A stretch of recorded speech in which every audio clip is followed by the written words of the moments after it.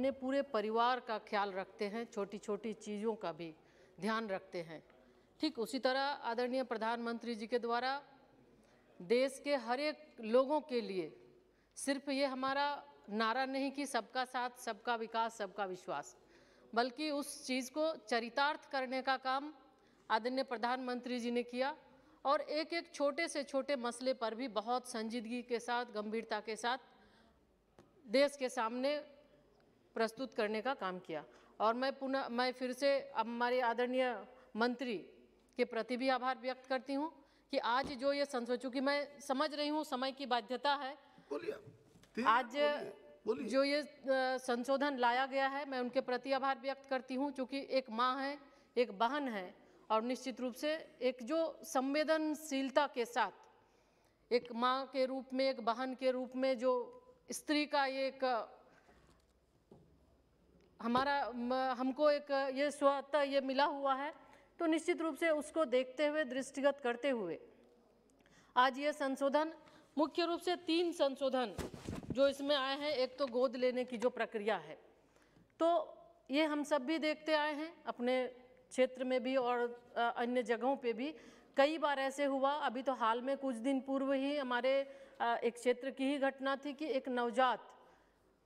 नदी किनारे वो पड़ा मिला, एक दंपत्ति को, उनका बच्चे नहीं थे। 1-1.5 महीने तक उस दंपत्ति ने बच्चे को रख के अपने पास रखा। किसी ने सूचना दी, चूँकि विधिवत रूप से एडॉप्शन नहीं हुआ, जिसके कारण उसे फिर बाल गृह में देना पड़ा। और आज भी ये लगातार हमें लगता है 3-4 महीने हो गए, अभी तक उन्हें नहीं मिला। तो जब एक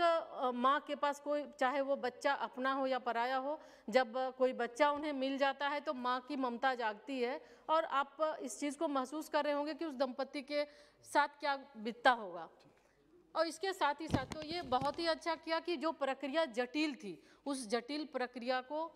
ख़त्म करने का प्रयास इनके द्वारा हुआ है। और हमें लगता है कि अब जो गोद लेने की प्रक्रिया वो बिल्कुल सरल होगी और कम समय में, कम दिनों में जो भी अभिभावक जो भी लेना चाहते हैं उन्हें बच्चे मिलेंगे। साथ ही साथ चूँकि हम सभी जानते हैं जो आज मुख्य रूप से किशोर बच्चों के लिए जो ये संशोधन है, जुवेनाइल जस्टिस एक्ट जो संशोधन विधेयक है, तो आज लगातार चूँकि निर्भया कांड के बाद से हम सभी देख रहे हैं कि जो स्थितियां हो रही हैं और हर एक राज्य में ये स्थितियां कमोबेश है,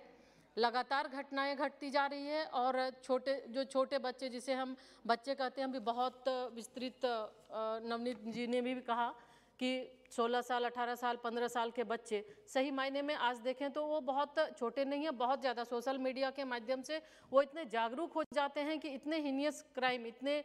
गलत तरीके से जिस तरह की ये घटनाएं होती है, दिन प्रतिदिन घटनाएं घट रही है, इससे निश्चित रूप से हर कोई हिल जाता है, हृदय हर किसी का इस घटना को देखने के बाद लोगों को ये लगता है कि इस तरह की घटनाएं, छोटे बच्चे जरूर हैं लेकिन इस तरह की घटना करते हैं। तो निश्चित रूप से ये जो ये सज़ा का जो प्रावधान इन्होंने किया है कि 16 और 18 साल के बच्चों को सज़ा दिया जाए, तो निश्चित तौर पे ये बहुत ही अच्छा एक डिसीजन है, ताकि उस तरह घटना में अब संलिप्त होने वाले बच्चे को भी हमें लगता है कि अब इसका भय होगा। और कहीं ना कहीं ये ऐसा लगता है कि अभी के समय में जो एकल परिवार का भी है कि बच्चों के साथ जो इस तरह की जो घटनाएं हो रही हैं, बच्चे जो घटित कर रहे हैं, तो निश्चित रूप से कहीं ना कहीं एकल परिवार का भी ये है, कमी की वजह से भी हो रहा है कि जब परिवार के साथ रहते हैं तो उन्हें और अपने चाचा, मामा, ताई के साथ बात करने का भी अवसर मिलता है। और ऐसी स्थिति में अकेले रहने के बाद सोशल मीडिया के माध्यम से वो कुछ ना कुछ गलत रास्ते पे वो चले जाते हैं। और दूसरी बात कि मैं 1-2 सुझाव के साथ, चूँकि मैं देख रही हूँ, से 1-2 सुझाव के साथ हम खत्म करना चाहते हैं कि बाल कल्याण समिति में जो सदस्यों की शैक्षणिक योग्यता के बारे में माननीय मंत्री जी ने इस एक्ट में प्रावधान रखा है, ये बहुत ही अच्छा है। और चूँकि आज हम देखते हैं कि इस तरह के समितियों में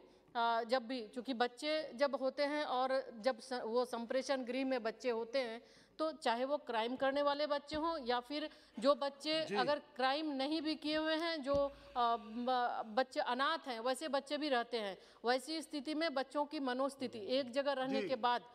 बिगड़ती है। और हमें लगता है कि मनोचिकित्सक बहुत ही आवश्यक है कि बच्चों का समय समय पर जाकर उनका काउंसलिंग हो, ताकि बच्चों के मन में क्या चल रहा है ये जानना भी हमें लगता है बहुत ही जरूरी है। और इसके साथ ही साथ संवेदनशील, क्योंकि सदस्य अगर संवेदनशील होंगे तो ना ही वो क्रूरता करेंगे और ना ही किसी को क्रूरता करने की वो इजाज़त भी देंगे और छूट भी देंगे। बस एक मिनट लेते हुए खत्म करना चाहते हैं। तो और इसके साथ ही हम ये कहना चाहेंगे कि कई, चूँकि हमारे यहाँ, हम अपने यहाँ की बात करना चाहूँगी कि जैसे बाल श्रमिक चिन्हित होते हैं, बाल श्रमिक आते हैं, बहुत समय संप्रेषण गृह में भी रखते हैं और बहुत समय उनके माता पिता को भी सौंप दिया जाता है। तो चूंकि इस बिल से थोड़ा सा हटके है, मैं ये आग्रह करना चाहूँगी कि वैसे बच्चों को भी, एक तो या तो उनको अगर हम रखते हैं तो उनके लिए कौशल विकास का भी, उसके स्किल डेवलपमेंट का भी हम विचार करें, उन्हें भी हम प्राथमिकता दें कि बच्चे कि उसका अच्छे से देख रेख हो सके और वो कुछ कार्य कर सके, ताकि वो फिर से दोबारा उस रास्ते पे, उस जगह पे वो ना जाए। धन्यवाद सभापति महोदय, जो आपने मुझे juvenile justice care and protection of